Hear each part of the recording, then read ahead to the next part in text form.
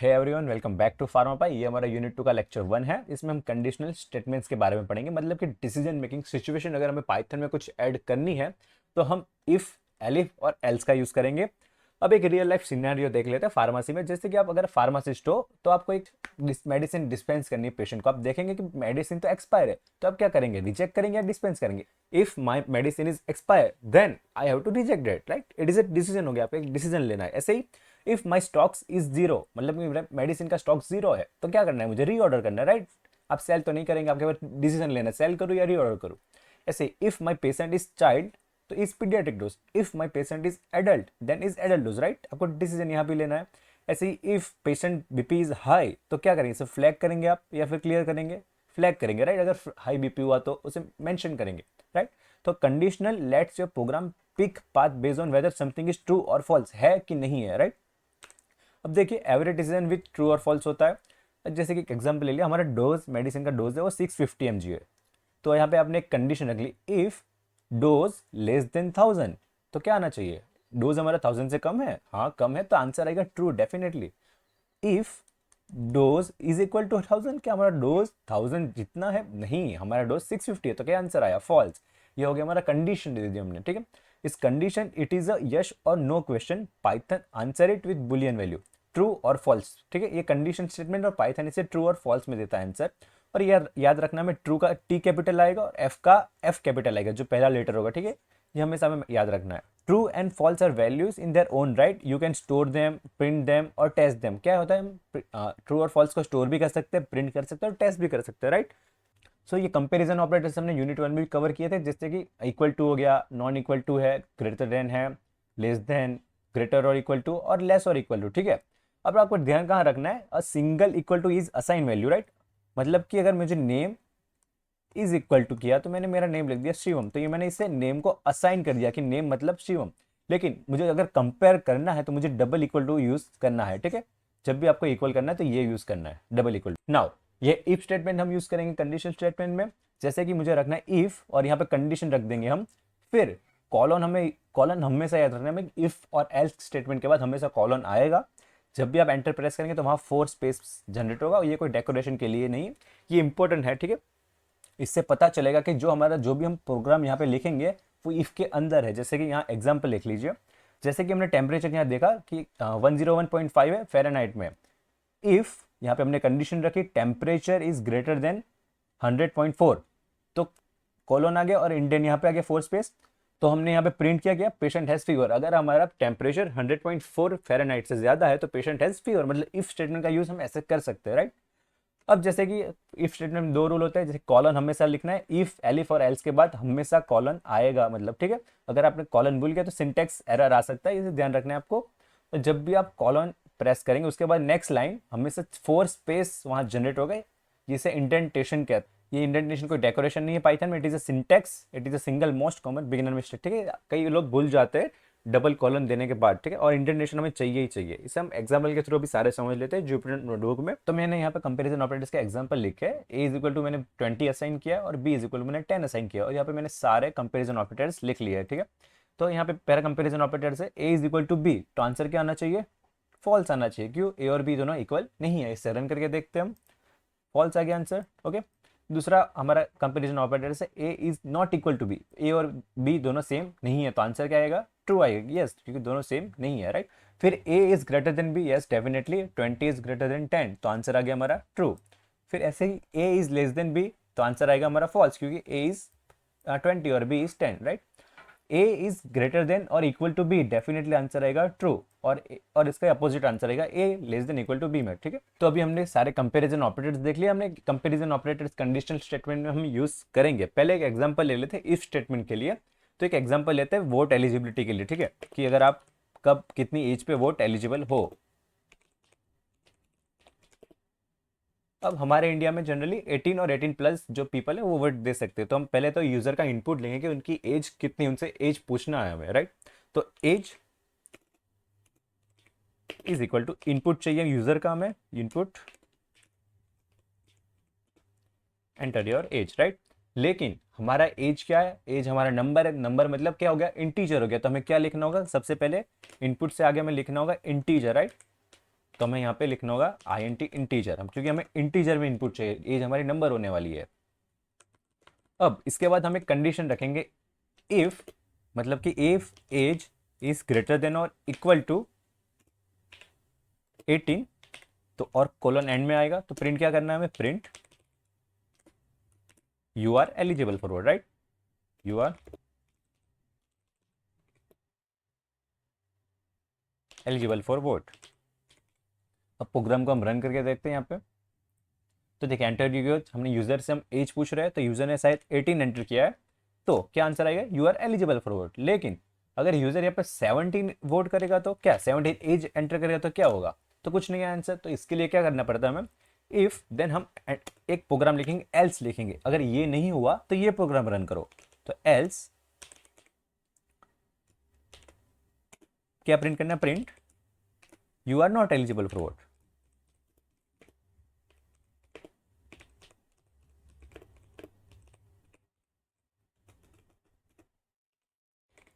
ठीक है, अब वापस रन करके देखते हैं प्रोग्राम को हम। जैसे कि यहाँ पे मैंने 17 अगेन राइट किया, तो अब क्या आंसर आ गया, you are not eligible for vote. तो पाइथन पहले क्या चेक करेगा, एज चेक करेगा, कहाँ कि इफ एज 18 और 18 से ज्यादा है तो ये प्रिंट कर लेगा, अगर नहीं ज्यादा है तो ये एल स्टेटमेंट प्रिंट करेगा। एक और एग्जांपल ले लेते हैं टेम्परेचर का, अगर किसी का बॉडी का फीवर है, हमें जानना है कोई, तो कैसे करेंगे, तो एक टेम्परेचर का एक वेरिएबल ले लेते हैं, temp is equal to input और enter your temperature, enter your temperature in Fahrenheit, okay, Fahrenheit. और लेकिन टेम्परेचर हमारा क्या होता है, डेसिमल्स वैल्यू में होता है, फ़ारेनहाइट 98.9, 98.6, 100.5, राइट। तो यहाँ पे इंटीजर नहीं लिखेंगे, हम आगे लिखेंगे फ्लोट लिखेंगे, क्योंकि हमारी वैल्यू डेसिमल्स में आएगी, राइट। तो यहाँ पे लिखेंगे हम फ्लोट, फ्लोट। तो यहाँ भी हम कंडीशन रख देंगे, इफ टेम्परेचर हमारा ग्रेटर देन और इक्वल टू 104 आ गया, ठीक है, तो क्या होगा, हम इसे फीवर है, तो यहाँ पे कोलन एंड करेंगे और प्रिंट लिखेंगे, print patient has fever, patient has fever, right. और एल स्टेटमेंट क्या रहेगा हमारा, अगर टेम्परेचर हमारा 100 से कम है तो क्या स्टेटमेंट आएगा एल्स में, एल्स हम लिखेंगे print patient has no fever, या फिर पेशेंट इज हेल्दी, आप कुछ भी लिख सकते हैं अपने हिसाब से, पेशेंट हैज नो फीवर। तो इस प्रोग्राम को भी हम रन करके देखते हैं यहाँ पे, तो देखिए यहाँ पे टेम्परेचर आ गया, डेसिमल्स वैल्यू हम कर सकते हैं और इंटीजर भी प्रिंट कर सकते हैं फ्लोट में। तो यहाँ पे मैंने प्रिंट किया 101.4, क्या आंसर आ गया, पेशेंट हैज फीवर, और मुझे इससे कम करना है तो 98, तो patient has no fever, right. ये हो गया हमारा conditional statement, okay, if else और ये हो गया हमारे ऑपरेटर्स। हम यहाँ पे एक और एग्जांपल ले लेते हैं, जैसे कि मैंने day is equal to Sunday लिखा है, ऐसे डे को मैंने संडे असाइन किया है, और मैंने यहाँ पे और स्टेटमेंट का यूज़ किया है, और इफ कंडीशन रखिए, if day is equal to Saturday और day is equal to Sunday, मतलब डे कोई भी हो, सैटरडे हो या संडे, जो भी यहाँ पे होगा और करेक्ट हुआ तो क्या प्रिंट करना है, एंजॉय योर वीकेंड। अदरवाइज और कुछ भी डे हो संडे और सैटरडे के अलावा तो क्या प्रिंट करो, गो टू कॉलेज। तो यहाँ पे संडे प्रिंट किया मैंने, तो हमारा जो पहला स्टेटमेंट है वो पास हो गया, मतलब ये हो गया। अगर मैं यहाँ पे चेंज कर लूँ, यहाँ पे लिख दूँ मैंने मंडे लिख दिया मैंने, तो क्या होगा, ये पास नहीं होगा, मतलब ये जो हमारी कंडीशन थी वो हो गई फॉल्स। तो इसके अलावा क्या प्रिंट होगा, ये होगा एल्स प्रिंट होगा, एल्स प्रिंट कर लो, print go to the college. So अभी तक हमने दो सिचुएशन देखी है, इधर कंडीशन ट्रू होगी या फिर कंडीशन फॉल्स होगी। यहाँ देखिए जैसे कि कंडीशन आप एलिजिबल हो वोट के लिए या फिर नहीं हो, दो कंडीशन होगी। यहाँ पे भी patient has fever, patient has no fever, यहाँ पे भी दो कंडीशन है सेम, यहाँ भी दो कंडीशन है, वीकेंड है और गो टू कॉलेज, वीकेंड नहीं है। इधर ट्रू होगा इधर फॉल्स होगा। अब मान लीजिए आपके पास एक से ज़्यादा कंडीशन हो गई, मुझे अगर एज के अकॉर्डिंग डिवाइड करना है, एक एज हो गई हमारी चाइल्ड के लिए, एक एज हो गई हमारी एडल्ट के लिए, एक एज हो गई हमारी सीनियर सिटीजन के लिए, एक से ज़्यादा कंडीशन हो गई, तो मैं क्या यूज़ करूँगा, तो ऐसे सिचुएशन में एक से ज़्यादा कंडीशन हो तब हम पाइथन में एलिफ का यूज़ करते हैं। एलिफ का मतलब क्या होता है, एल्स इफ, अगर ये हुआ तो ये वाली कंडीशन पास करो। मतलब कि देखिए अगर यहाँ पे जैसे कि टेम्परेचर है, पेशेंट इज फीवर, तो अगर ये कंडीशन ट्रू नहीं हुई तो और एक कंडीशन यहाँ आनी चाहिए। तो यहाँ पे एलिफ का यूज करेंगे। हम एक एलिफ का एक एग्जांपल ले लेते हैं। पहले मुझे चाहिए कि कैटेगरी वाइज मुझे एज में डिवाइड, एज ग्रुप में डिवाइड करना है। तो कैसे करेंगे, पहले एज लिख लेते हैं। एज में लिखते हैं क्या, इंटीजर, और इनपुट में यूजर से क्या मांगे, उनकी एज मांगेंगे, तो क्या पूछेंगे, enter your as, enter your as. तो मैं यहाँ पे पहली कंडीशन रख दूंगा, इफ एज लेस देन और इक्वल टू 12, यहाँ पे एज का स्पेलिंग है 12, ठीक है।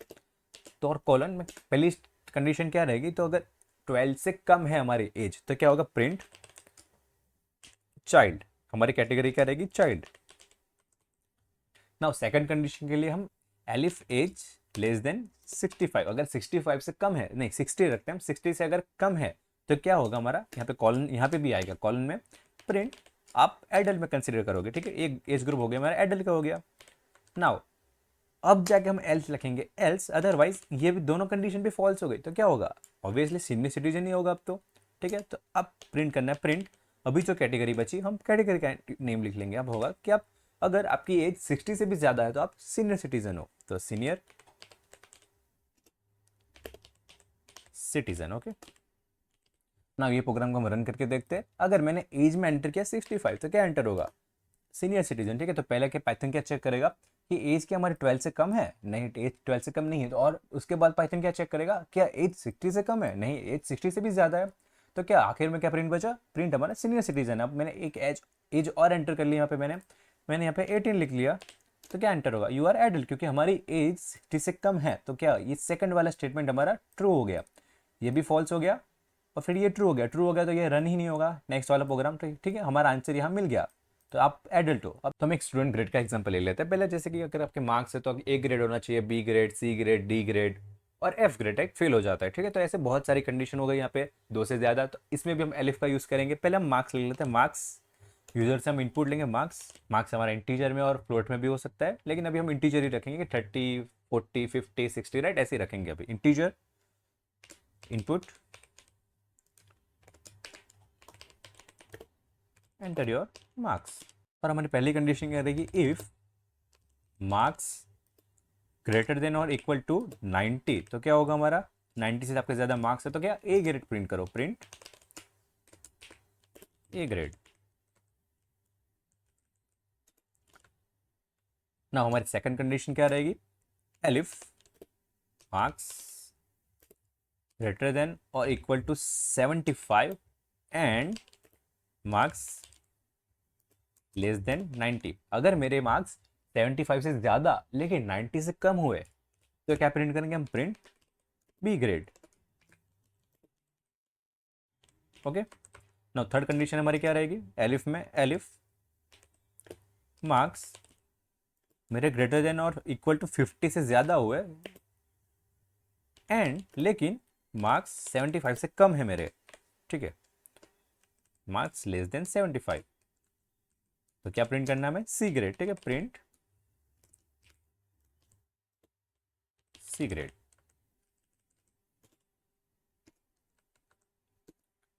एल्स हम यहाँ पे प्रिंट करेंगे 50 से भी कम हो गए तो क्या हो गया, यू आर फेल, राइट, यहाँ प्रिंट हो जाएगा, प्रिंट फेल का यूज कर लेंगे हम, फेल। अब ये प्रोग्राम को हम रन करके देखते हैं, जैसे कि मैंने पे रन किया, एंटर योर मार्क्स, मैंने यहाँ पे 85 लिख लिया, 86 लिख लिया, ठीक है। तो बी ग्रेड हो गया, क्यों, क्योंकि हमारा मार्क्स 90 से कम है लेकिन 75 से ज्यादा है, ठीक है। तो हमारा बी ग्रेड ये प्रोसेस हुआ, ए ग्रेड के लिए चाहिए हमें 90 प्लस चाहिए, ओके। और एक बार रन करके देखते हैं इसको, अगर मैंने यहाँ पे 46 लिख लिया, तो मैंने 46 लिखा तो यहाँ पे फेल आ गया, तो पाइथन क्या करेगा, पाइथन पहले फर्स्ट कंडीशन चेक करेगा, ये अगर ट्रू है तो फिर आगे नहीं बढ़ेगा, लेकिन 46 मार्क्स है तो ये भी फॉल्स हो गया, फिर ये कंडीशन भी फॉल्स हो गई, हमारी थर्ड कंडीशन भी फॉल्स हो गई। अब सारी कंडीशन फॉल्स हो गई तो क्या करेगा पाइथन, जो एल्स में स्टेटमेंट लिखा है वो प्रिंट कर लेगा, ठीक है। तो यहाँ पे सारी कंडीशन फॉल्स हो गई और मार्क्स 46 हुए तो यू आर फेल, ओके। तो ये हो गया हमारा इफ एलिफ एल्स लैडर, इसे कहते हैं। तो हम एक और एग्जांपल ले लेते हैं इफ एलिफ लैडर का, ठीक है। तो यहाँ पे मैंने टेम्परेचर चेक करके एग्जांपल लिया है, टेम्परेचर को मैंने फ्लोट में रखा है क्योंकि हमारा temperature as a decimals value में होता है, 36.5 हो गया, 40.5 हो गया, ओके। तो यहाँ पे मैं ये कोड रन करूंगा, तो देखिए अगर मैंने टेम्परेचर यहाँ पे लिख दिया 41, तो क्या होगा, टेम्परेचर जो 41 डिग्री सेल्सियस से वेरी हॉट हो गया, तो पाइथन क्या करेगा, पाइथन पहले ये कंडीशन चेक करेगा, ये कंडीशन ट्रू हो रही है, अगर नहीं हो रही तो नेक्स्ट ये चेक करेगा, फिर देन ये, और ये अगर इन द एंड सारी कंडीशन फॉल्स है तो पाइथन प्रिंट करेगा एल्स वैल्यू, ठीक है। तो ये हो गया हमारा इफ एलिफ लैडर। अभी तक हमने इफ एल्स और इफ एलिफ एल्स देख लिया, ठीक है। लेकिन कभी कभी एक डिसीजन लेने के बाद हमें एक और डिसीजन लेना पड़ता है, ऐसी सिचुएशन में हम यूज करते हैं नेस्टेड इफ, ठीक है। तो नेस्टेड इफ यूज करेंगे, हम नेस्टेड इफ के बारे में जानेंगे क्या होता है नेस्टेड इफ वगैरह, ठीक है। इसे कहते हैं नेस्टेड इफ। तो ये नेस्टेड इफ का मतलब होता है एक इफ के अंदर और एक इफ, ठीक है। नाउ पहले मैं कोड लिख लेता हूँ, मैं फिर आपको समझाता हूँ क्या किया मैंने, ठीक है। देखिए मैंने यहाँ पे ये कोड लिखा नेस्टेड इफ के लिए, काफ़ी सिंपल है, समझते हैं इफ के अंदर इफ कैसे यूज़ करते हैं। देखिए मैंने पहले तो यूज़र नेम ले लिया, शिवम यूज़र नेम है मेरा, और पासवर्ड है पाइथन 123। जैसे ही आप कभी भी कोई ऐप लॉगिन करेंगे तो वहाँ आपसे यूज़र नेम मांगेगा, पाइथन मांगेगा, ओके। तो दो तो वो ऐप कैसे चेक करता है, पहले चेक करेगा कि यूज़र नेम वैलिड है कि नहीं है, बाद में जाके पासवर्ड चेक करेगा। तो यहीं भी हम सेम चीज़ हम यही यूज़ कर रहे हैं, ठीक है। पहले हम क्या करेंगे, पहले हम यूज़र नेम चेक करेंगे, if user name is equal to Shivam तभी जाके तुम पासवर्ड चेक करो, मतलब कि यूज़र नेम शिवम से मैच हो रहा है तभी हम पासवर्ड चेक करेंगे, वरना अगर यूज़र नेम शिवम मैच नहीं हो रहा तो सीधा बोल दो कि user name not found, okay. तो देखिए पहले इसे रन करके देखते हैं। तो यहाँ पे क्या हुआ, हमारे शिवम, तो यहाँ पे यूज़र नेम मैच हो गया, तब जाके वो ये चेक करेगा कि पासवर्ड ठीक है कि नहीं, फिर पासवर्ड चेक करेगा, अगर पासवर्ड भी करेक्ट रहा तब जाके लॉगिन सक्सेसफुल वो लिखा हुआ आएगा, ओके। तो ये चेंज कर ले, शिवम की जगह मैं यहाँ पे लिख देता हूँ बस SHI लिख दिया मैंने। तो क्या होगा, तो पाइथन क्या करेगा, पहले चेक करेगा कि यूज़र नेम सेम है, तो यूज़र नेम तो भाई SHI ही है, ऐसे शिवम नहीं है, तो वो सीधा ये सारा स्किप कर देगा और सीधा एल्स प्रिंट कर लेगा, ओके। अगर यूज़र नेम ठीक रहा शिवम, देन वो आगे जाके पासवर्ड चेक करेगा, पासवर्ड भी सेम रहा तब जाके लॉगिन अटेम्प्ट देगा, ठीक है। ये सेम चीज़ ऐप में भी यूज़ होती है ऐसे ही। तो ये हो गया हमारा नेस्टेड इफ। तो ये हमारा कवर हो गया इफ, एल्स, एलिफ और नेस्टेड इफ के बारे में, ठीक है। ये सारे होते हैं कंडीशनल स्टेटमेंट। इसे एक बार हम पीपीटीज में देख लेते हैं सारी चीजें। तो आपको दो रूल्स हो गए, तो आपको 2 रूल्स यहाँ पे याद रखने, कोलन और इंडेंट वाला, ठीक है। जैसे कि आपने इफ हो गया, एलिफ हो गया और एल्स आपने यूज कर लिया, तो एंड आपको हमेशा कोलन से करना ही है उसे। अगर आप उसे भूल गए तो वहाँ पे सिंटेक्स एरर आएगा। और इंटेंटेशन कब होगा, जब भी आप कॉलन देके एंटर करेंगे तो वहां पे फिर एक फोर स्पेस होगा, फिर जाके आप प्रिंट फंक्शन लिखेंगे, ठीक है। ये कोई डेकोरेशन नहीं है, हमें याद रखना है, ये जरूरी है इंडेंटेशन। नाउ इफ एल्स हो गया, हमने इफ एल्स देखा था। इसका मतलब क्या है, when you want one thing और other add an else block, ठीक है। Add turns ever whenever the condition false. मतलब सिंपल यहाँ लिखा है कि आपको एक से ज्यादा कंडीशन चाहिए और आपकी ये पहले वाली कंडीशन फॉल्स हो गई है, तो आप एल्स को ऐड कर लीजिए, तो फिर जाके ये कंडीशन मीन्स रिटर्न हो गई, ठीक है। ये वही लिखा है वहां पे। फिर इफ एलिफ और एल्स हो गया, मोर देन 2 पार्ट्स हो गए, मतलब कि एक से ज्यादा हमें कंडीशन चाहिए, तो हम if elif else ladder use कर सकते हैं यहाँ पे, है ना। तो ये सिंपल 865 ने ये एग्जांपल लिया था। और एक चीज याद रखिएगा यहाँ पे कि ऑर्डर मैटर करेगा, मतलब आपको मोस्ट स्पेसिफिक कंडीशन पहले रखनी है, उसके बाद सेकंड, फिर थर्ड, ऐसे करना है, ठीक है। आपको जो भी इंपॉर्टेंट कंडीशन पहली है उसे रखना है, फिर सेकंड, फिर थर्ड, ऐसे करके एल्स तक जाना है, ओके। फिर हमने एक कॉम्बाइन कंडीशन देखी थी एंड और नॉट के बारे में, ठीक है। एंड क्या हुआ, true only if both side are true, और मतलब true if at least one side is true, और नॉट मतलब फ्लिप्स ट्रू और false and the back, okay. इसे देख लेते हैं एग्जांपल में, छोटा सा हमने वहां भी देखा तो, और एक यहाँ पे देख लेते हैं। तो एक ब्लड प्रेशर का एग्जांपल ले लेते हैं, ठीक है, ये हमारा। तो मैंने यहाँ पे सिस्टोलिक प्रेशर 145 लिखा है और डायस्टोलिक 95 लिखा है। फिर मैंने कंडीशन रखी है, इफ जो हमारा सिस्टोलिक प्रेशर है 140 से ज्यादा है, और एंड डायस्टोलिक प्रेशर भी ग्रेटर देन और इक्वल टू 90 है, मतलब दोनों 140 से ज्यादा सिस्टोलिक और 90 से ज्यादा डायस्टोलिक है, तभी दोनों अगर होंगे तभी जाके ये फंक्शन प्रिंट होगा, ओके। अगर एक भी नहीं हुआ तो ये फंक्शन नहीं प्रिंट होगा, मतलब एंड के लिए दोनों ट्रू होना जरूरी है, तब जाके ये प्रिंट करेगा। अगर यहाँ पे मैंने और लिख दिया कि सिस्टोलिक हो गया, फिर और करके डायस्टोलिक हो गया, तो अगर बस यहाँ पे सिस्टोलिक भी 140 से ऊपर होगा और डायस्टोलिक मेरा 85 रह गया, एक ही ट्रू है और एक ट्रू नहीं है, फिर जाके भी हमारा सेम ही रिजल्ट आएगा, ओके। ये हो गया और का यूज हो गया। फिर यहाँ पे नॉट का यूज देख लीजिए, यहाँ पे मैंने लिखा है allergy is equal to true, और मैंने यहाँ पे लिखा इफ नॉट एलर्जी, मतलब कि एलर्जी नहीं है तो प्रिंट सेफ टू डिस्पेंस, ठीक है। तो एलर्जी का मतलब क्या हो गया, ट्रू हो गया हमारा, और नॉट लिख दिया मतलब ट्रू का उल्टा हो जाएगा, फॉल्स हो जाएगा, ठीक है। यहाँ पे तो नॉट का यूज हो गया, तो ये हो जाएगा प्रिंट हमारा, प्रिंट सेफ टू डिस्पेंस, ठीक है। यहाँ पे ये नेस्टेड कंडीशन हो गई हमारी, use nested when one decision only matters after another has pass each level at 4 more space, ठीक है। तो prescription true, in stock true. अगर आप मेडिकल स्टोर में काम करें एज अ फार्मासिस्ट, तो पहले क्या चेक करोगे कि मेरा प्रिस्क्रिप्शन वैलिड है, तभी जाके मैं दवाई दूंगा, ठीक है। अगर मेरा प्रिस्क्रिप्शन ही वैलिड नहीं है तो मैं दवाई ही क्यों दूं भाई। तो मेरी पहली कंडीशन ट्रू हो गई, तभी जाके मैं दूसरी कंडीशन पे शिफ्ट होगा, ओके। अगर मेरी पहली कंडीशन ही फॉल्स है तो मैं सीधा कहाँ लिखूंगा, मेरे प्रिस्क्रिप्शन ही गलत है। फिर मेरा हो गया सेकंड कंडीशन कि इफ इन स्टॉक, अगर स्टॉक में है तभी जाके मैं डिस्पेंस करूंगा, अगर स्टॉक में नहीं है तो भाई नहीं है भाई, आउट ऑफ स्टॉक है मेरी एक दवाई है, ठीक है। मैं इसे डिस्पेंस, मुझे री ऑर्डर करना होगा, इसको बाद में डिस्पेंस करूंगा री ऑर्डर करके, ओके। तो ये हो गया इफ के अंदर इफ यूज करना।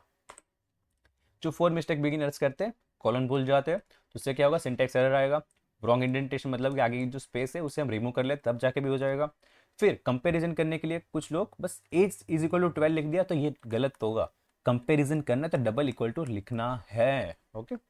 और ट्रू और फॉल्स लोअर केस लिख लिया, तो मस्ट बी ट्रू और फॉल्स का जो टी कैपिटल और एफ कैपिटल होना चाहिए। तो यहाँ पे मैंने एक मिनी प्रोजेक्ट रखा है स्मार्ट डिस्पेंसर का, और लाइब्रेरी देखिए हमने कौन सी यूज़ की है, जो इससे पहले के लेक्चर में हमने इंपोर्ट की थी, ठीक है, डेट एंड टाइम वाली। तो मैंने एक्सपायरी डेट 1 मार्च 2026 रखी है, और आज की डेट है 30 जुलाई 2026, है ना। तो स्टॉक से हमारा 120। तो मैंने पहले कंडीशन क्या रखी है कि अगर एक्सपायरी डेट टुडे डेट से कम है, मतलब ये तो कम ही हुआ, ये ज़्यादा हो गया ना हमारा जुलाई, ये मार्च तो बहुत पहले हो गया, तो क्या करो कि एक्सपायर, आपकी दवाई एक्सपायर हो गई, इसे डिस्मिस मत करो, ये हमारी पहली कंडीशन। अगर ये दवाई मैंने यहाँ पे 2006 की जगह 2027 होता, तो वो क्या चेक करेगा उसके बाद, फिर ये चेक करेगा कि स्टॉक जीरो तो नहीं है ना। अगर स्टॉक जीरो तो ये प्रिंट कर दो, और स्टॉक लेस देन 50 है तो ये प्रिंट कर लो, वरना डिस्मिस नॉर्मली। अब इसे प्रिंट करिएगा, इसे फंक्शन लिखिएगा आप जुपिटर नोटबुक में, और सारे डेट चेंज करके देखिएगा, ये चेंज करिएगा, ये चेंज करिएगा, और स्टॉक चेंज करके सारे जो भी कॉम्बिनेशन होंगे आप ट्राई करिएगा, हो जाएगा। ईजी है काफ़ी प्रोजेक्ट ये। ओके। तो आज हमने क्या पढ़ा, हमने पढ़ लिया कंपेरिजन वैल्यूज पढ़ लिया, फिर इफ एलिफ एल्स लैडर पढ़ा हमने, फिर कंबाइन कम्बिनेशन एंड और नॉट के बारे में पढ़ा है, नेस्टेड कंडीशन देखा हमने, ठीक है, और कुछ एरर्स होती है वो भी हमने पढ़ा है। हमारा नेक्स्ट लेक्चर रहेगा लूप्स के बारे में, लूप्स क्या होता है ना। Okay, thank you for watching.